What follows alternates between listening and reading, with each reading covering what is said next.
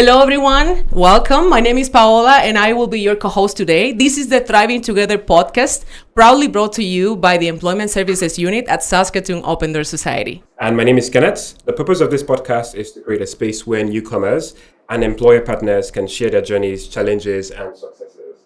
Through these conversations, we hope to build stronger communities, stronger connections between clients, employers, and our community, and spread a message of empowerment, resilience, and inspiration. So for our first very episode, here is Marcel Juarez with us, who is going to be sharing his story. He's also not only a former client of the Saskatoon Open Door Society, but he is the executive director at the Cogir Senior Living. So Marcel, I've heard that he speaks five different languages. Kenneth, can you believe that? Yeah. How many languages do you speak? That's One. what I thought. So I don't know why I have the sense that he speaks Spanish and also Italian, I think Japanese, Portuguese, and English. Okay. He could confirm or deny later, but I think that's pretty much it.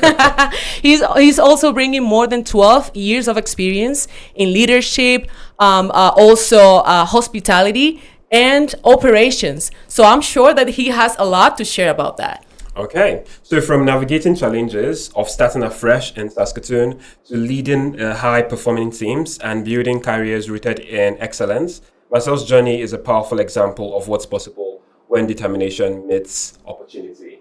So, yes. Hi, Marcel. Welcome, Marcel. How are you doing? Thank you so much for What a presentation. Now I feel the pressure on it. Please don't take it. But yes, to kick things off, I would like to ask you a must, which is, where are you from originally and what brought you to Saskatoon? I am originally from Venezuela. All right. I moved into Mexico for 25 years. And then after a little bit of a delicate situation, I moved into Canada 3 years and a half ago. All right. You came straight to Saskatoon? No, I have spent some time in Vancouver. I have experienced a couple of things, and part of how adapting to the life in Canada and how to adapt to culture, society, etc. And last year I decided that we were moving here to Saskatoon to start over, and it has been a journey, a big journey. We can imagine. I hope you're enjoying the cold weather. I am. I love it. When you work so many years at the Caribbean, for you this is a gift. So. Okay. Yeah. You're and so again, blessed. minus 40, it's not for everybody.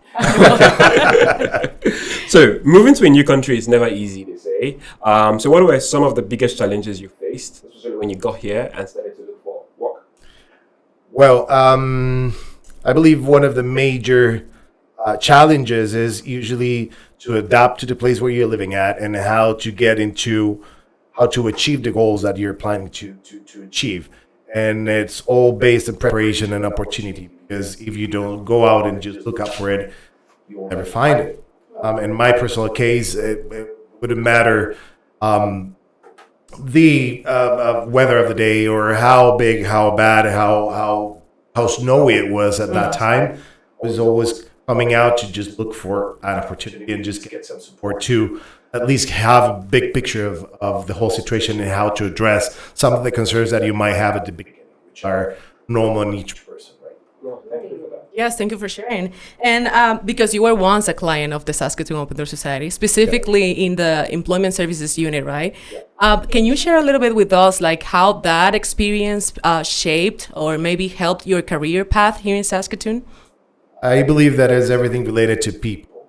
Sometimes the opportunities for each person might be different because we all come with different backgrounds, with different education, with different cultures as well. So our personal way to find things, that might all depend of people. The fact that I could feel welcoming, I wanna give a really big thank you to Fema, which was a person that guided me through the whole process. Shout out to Fema, she's the best. Yes.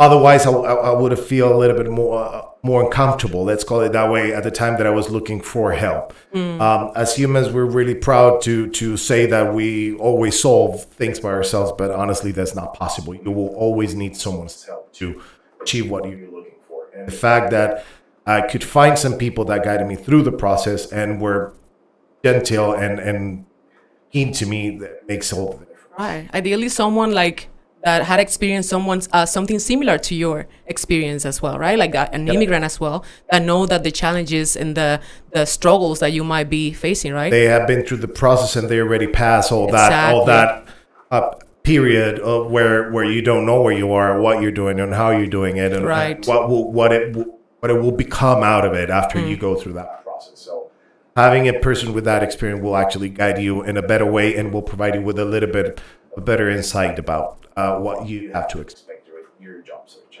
Absolutely. Yeah, thanks for sharing that. And for those of you who are hearing Faima for the first time, he's one of the admins here at the Employment Services Unit. But just to build on that for some few moments, are there other specific one or two ways that the Saskatoon entrepreneur maybe opened your eyes or left a lasting impression on you or difference? So I believe that the biggest thing that SOTS did for me was to open my eyes and challenge me to look out for more. Definitely. I believe there's always a way to just become better yourself after you challenge one of the situations, which in order for me was the team of SOTS challenging me to actually demonstrate that it was possible to myself. And that part of the process was the most enlightening one because of the whole path that I had to go through. So I found the perfect job for me. And I believe that I haven't spent more than 3 or 4 months looking for that job specifically. So I found it, which I am very glad and thankful for. Can I ask you, and this is not actually on the script, but I'm curious, what was the first job that you got here in Saskatoon when you came? I got an offer for an industrial plant working with rubber and metal, and I was a laborer in that company and in the afternoon shift. I was working with rubber. There's a company that's called Newcomer in here that takes all the used tires and they recycle them and they convert them different products. And I was working as a laborer in there. All right. And how long did it take for you from that position to what you have right now as an executive director? Like 3 or 4 months. Wow. That's outstanding. Like, congratulations to you. Thank That's you. ideal. Hopefully, everybody that is watching this video, I mean, that could be their situation as well. Yeah. Because, like some people are looking for these roles. But we're think going to touch yes. base on that later. Yeah.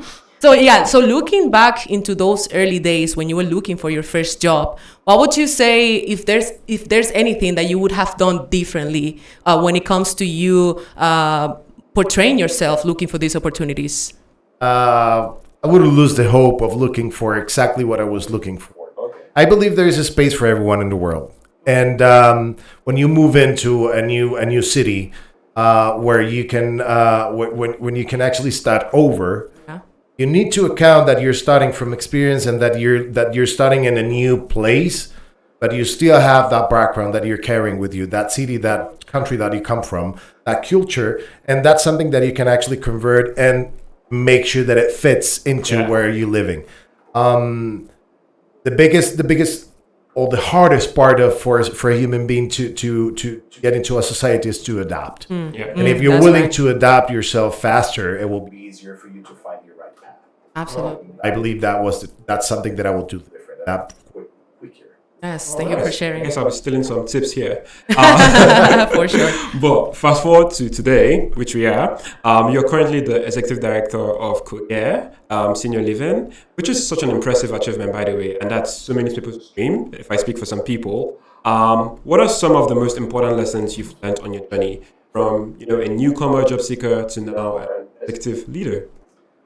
I believe it's all based on what you have in your back, what you're carrying with. Yeah.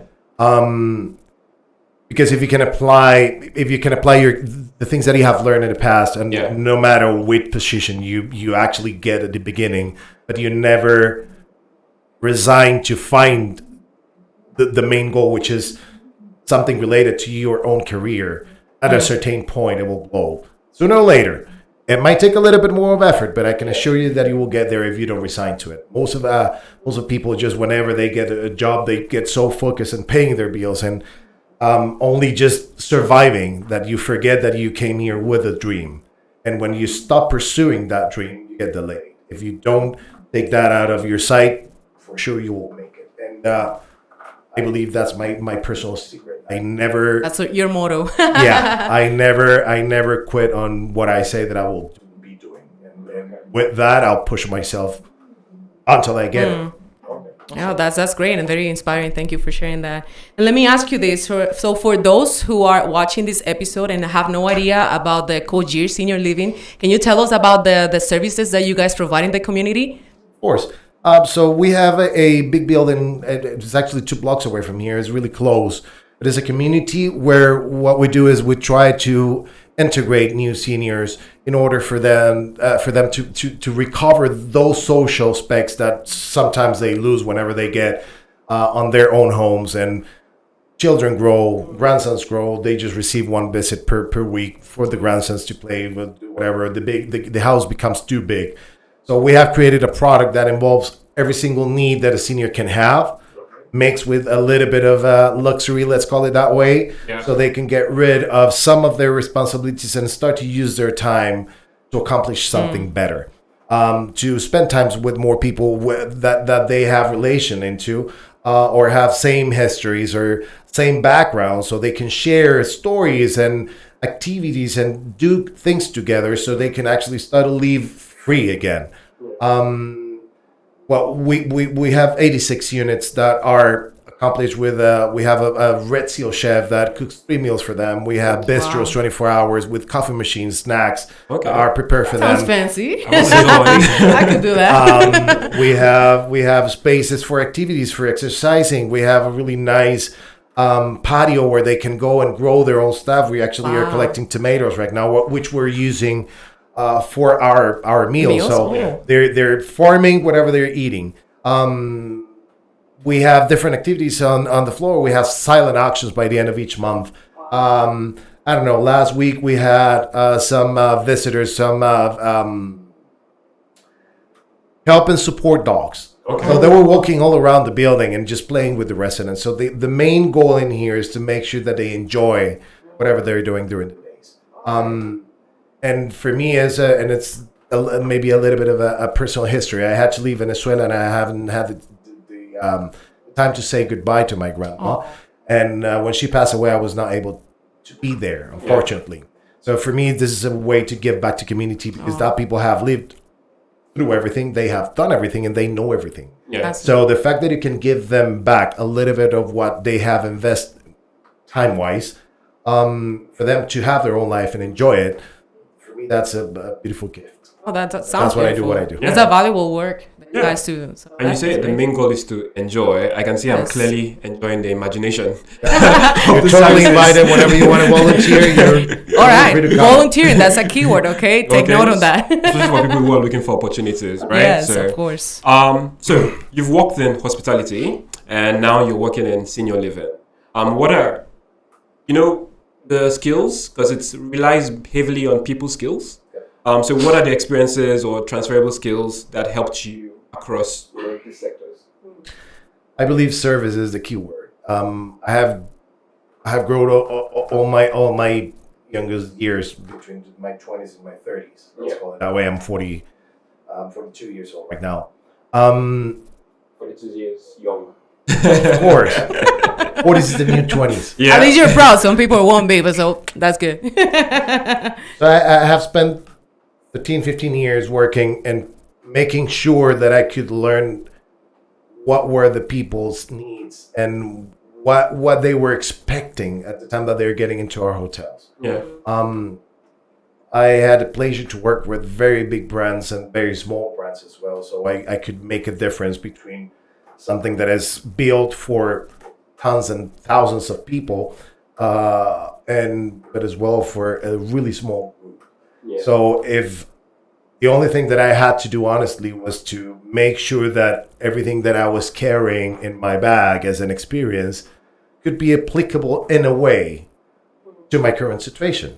And that's what I was telling you at the beginning. If you can use whatever you are carrying and bringing from whatever the culture that you're coming as, and apply it into this one and adapt it, basically, it will be a total success. So what I have done at the end was to recognize what the main issues was of that building and just focus and make sure that the service ones were fixed really quick. And just only with that, the whole environment of the whole building, the whole energy, the whole vibe just changed. And I believe that being a person's person and being able to use the knowledge that I gained through the years and apply it in here was the other little cherry on the cake. Yeah, we can attest that you do have those skills. So congratulations. All right, I want to ask you. So you were blessed because you found that you got this job, this beautiful job that you're doing right now within just months, right? So, but for many people, many newcomers, they are aspiring to these high level positions, but they are faced with so many challenges. So if that was your case, if you did have some challenges or were struggling a little bit, can you maybe name some of these barriers that maybe people are facing as well? Preparation is the main one. I believe that in order for you to be able to achieve one of these goals, which is to get your dream career, you need to prepare yourself. Regulations in here are different. I have encountered that, I don't know, for an example, in the kitchen.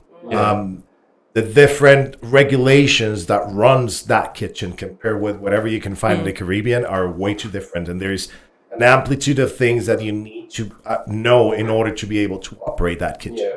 It's the same for the floor, it's the same for maintenance, it's the same for cleaning, it's the same for even administration. And if you have free time and you haven't found that job yet, then prepare yourself. So internet is an open door. You can find anything you want in there. And if you're clear in what you're looking for, you will be able to prepare and understand how things and regulations and rules and laws work.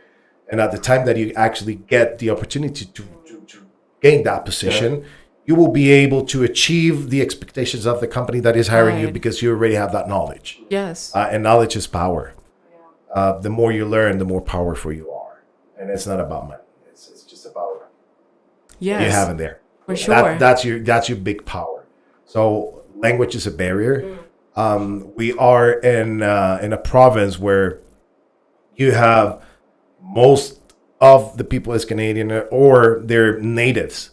So main language is English. And if you're not fluent in English, it's going to cost you more to communicate and to be communicated at. But more that, it is just preparation. Yes. To learn.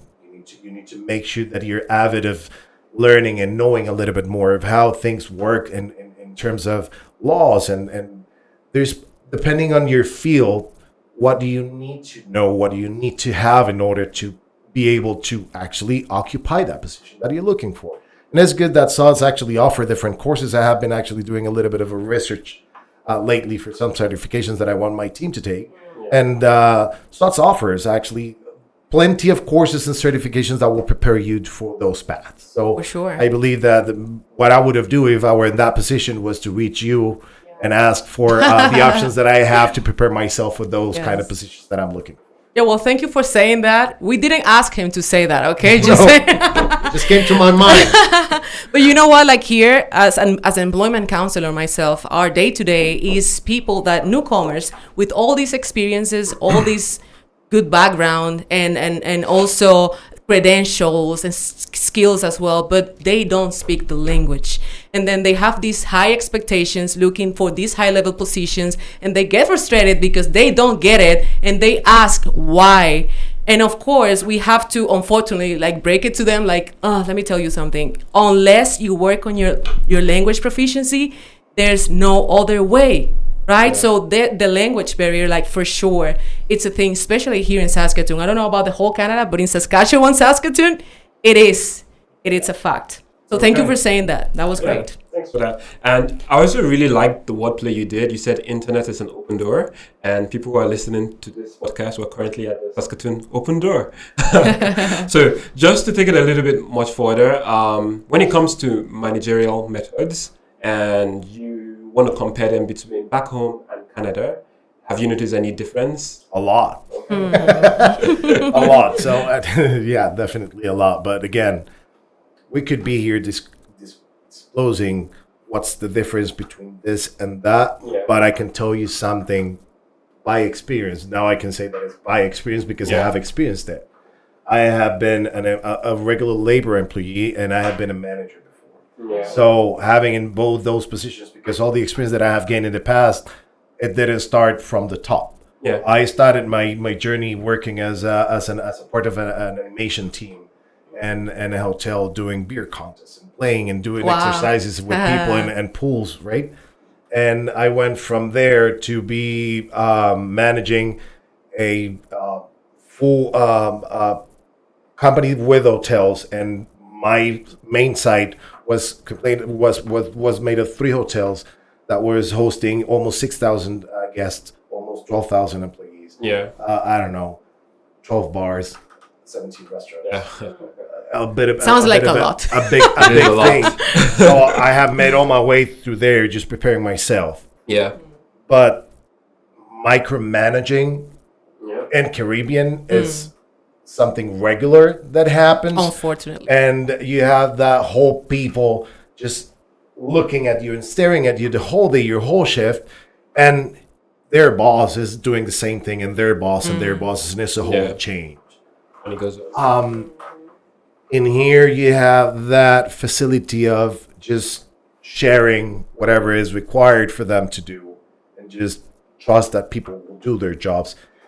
And you have support. If they don't, there's some rules and regulations for that as well. Yeah. So as everything is all set up, I will go back again to the same thing. You need to adapt the knowledge that you have. If I were applying the same rules that I was applied when I was in their positions, Yeah. I wouldn't have any team. Yeah. And my main goal since got my first managerial position was to make sure that I don't do to my team what I have been done in the past. That's how I was teach. But my biggest question when I got my first supervision was, what can I do to evolve and transform whatever I have learned through those years to become a better leader? Yeah. And my team will be more than happy to share with you that I always share with them what are the rules and what is my expectations. Yeah. I'm clear communicator. So having that said, I give them their space and I just supervise that they achieve whatever I have instructed them to do. And that's something that I was not used to do. So I've learned that through the years as well, and I applied it in a better way in here. So if you want to have the biggest difference, the managing ways for Canada compared to other countries that I have worked on. I have worked in 11 different countries through my whole career. They all, in hospitality, work with micromanaging. And that's something that is not used in here. And there's a big mistake that most people commit when they apply this micromanagement management to their teams. And I know you've answered this already, but just to sort of like build on it a little bit and maybe provide maybe a golden advice to sort of sum it all up together. What would you say, or advice to newcomers who are striving to break into leadership positions or executive roles here in Saskatchewan? Be patient and prepare yourself. You need to learn. I have said in the past that internet is an open door, but you can find all the information you required in regards to your position there, and it's for free. You don't need to pay for anything. And if you need any kind of certifications or any regulations that applies to your position, just find a place like SOTS in order to get all those certifications and courses, so you again are prepared to achieve that goals that you're looking for. If you don't learn and you don't prepare yourself, you're not patient with it, you will never get it. Don't lose your focus, but be patient, resilient, and prepare yourself. Thanks for saying that. And we have a Nigerian song that says patient is the master key. So yeah, I like that you said patient. And speaking about teams, because you mentioned that before, as someone that now hires and leads team, right, in your role, why would you say it's important for employers to hire newcomers and embrace diversity in the workplace? Well, basically the fact that when you have that diversion between your team, you will have better opportunities to solve things faster, as everyone has their own point of view and they all have different ways to do things. If you can unify whatever you get from them, it will be easier for you to achieve your goals. I've faced in the past that people is actually scared of hiring foreigners because of their own situation or whatever the expectations are against what an immigrant can bring to the company. But honestly, an immigrant is always looking for a way to become better, to grow, and to actually set roots. So you will have a compromised person. You will have a person that is entitled to do whatever they need to do to stay and just live their dream. Yeah. And that commitment helps you grow. So the fact that you can have different kinds of opinions in your team will actually lead to have a better way to find solutions for problems, and as well get some more insight about how to do things in a different and more efficient way.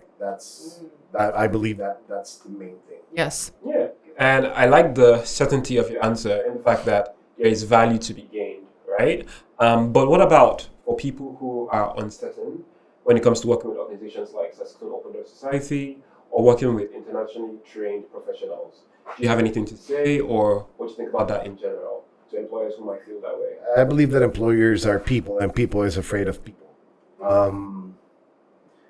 But if you don't give them the opportunity, you will never know the amount of commitment and the amount of work that a person that comes from outside can actually give to your organization, and how big the growth can be whenever you're open to actually make sure you hire someone from an immigration, an immigrant.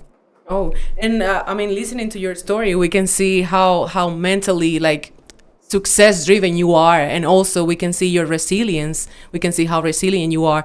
And I wonder, what is this thing that is helping you to keep pushing forward? What is motivating you nowadays?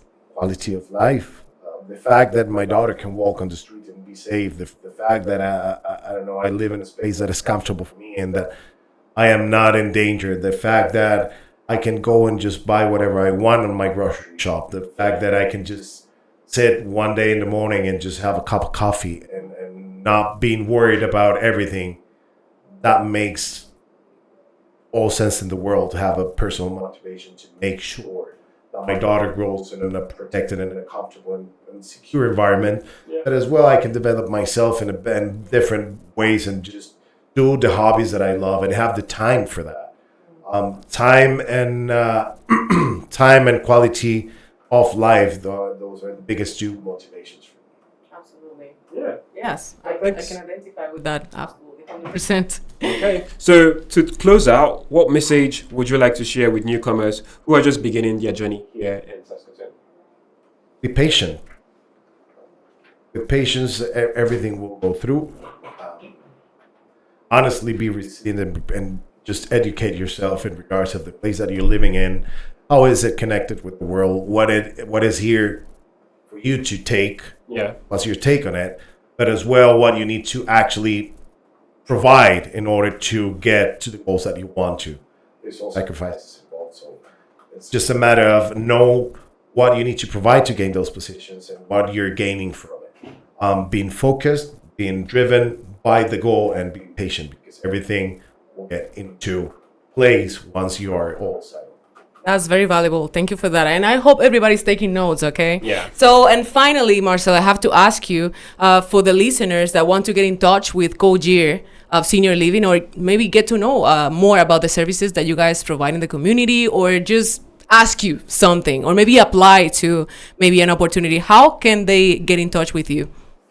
So the building is called Venvi de Franklin, and the website is cogirseniorliving.ca.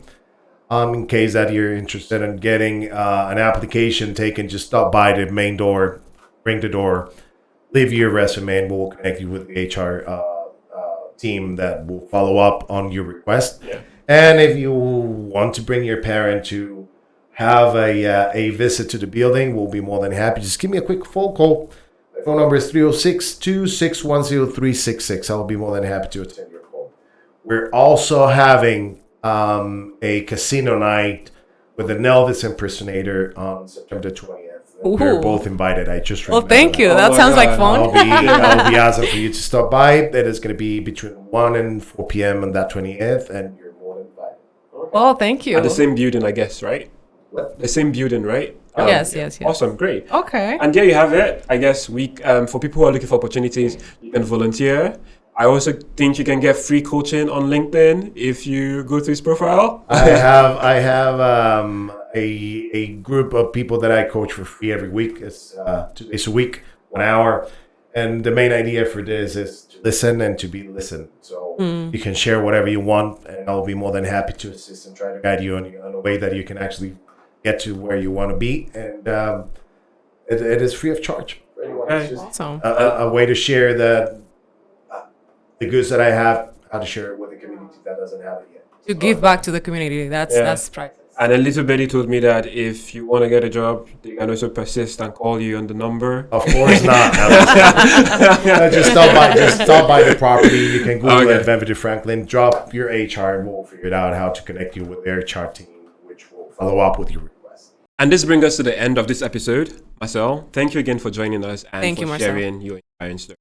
Yes, and if you are a newcomer looking for employment services, skills program, or maybe job opportunities, please do not hesitate to reach out to us. You can email us at esuregistrations@sods.sk.ca, or maybe give us a phone call at 306-653-4464.